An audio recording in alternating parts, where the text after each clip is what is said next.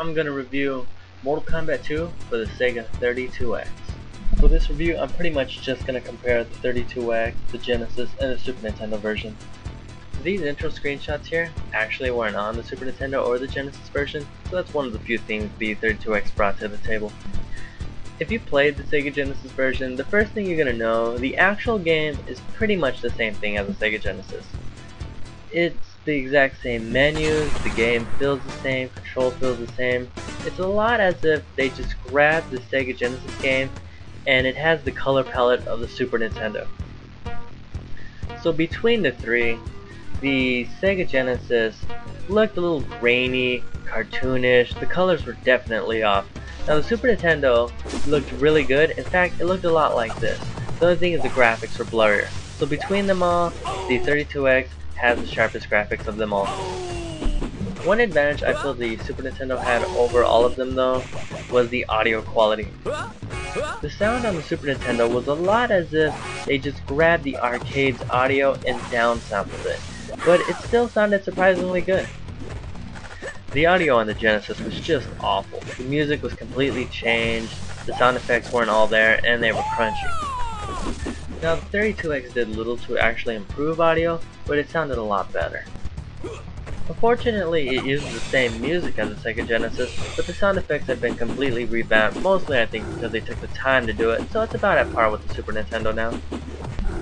Frankly, I can't really tell you if either the Super Nintendo version or the 32X version is better. They both have their plus sides, and really I find them both even better than the PlayStation and the Saturn version, but it's like that. Now, no matter what version of Mortal Kombat you play, Toro is just one annoying goddamn boss. He'll punch you in the mouth, throw a fireball at you, kick you. For the most part, he's gonna slam the shit out of you. He's just one annoying boss. And just for the record, probably one of the best ports you're actually gonna find of this game is gonna be the PC version. The only problem with the PC version though is it's a DOS game, so it's hard as hell to get that game working. You usually have to use a program like DOSBox.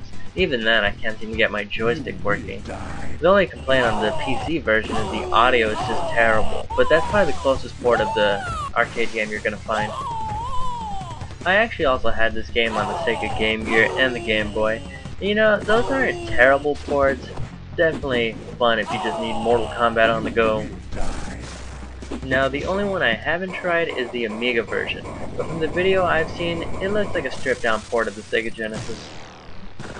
An improvement I was expecting was the arcade ending. The Genesis just had the text, but the Super Nintendo had the arcade endings. They were just scaled down about 1/4 the size. I was hoping we'd get that in the 32X version, but we just had this. The changes made on the 32X version over the Genesis version were definitely great. I don't know if it's worth buying this extra add-on for your system, but it's still Mortal Kombat 2, great game. I give it a B.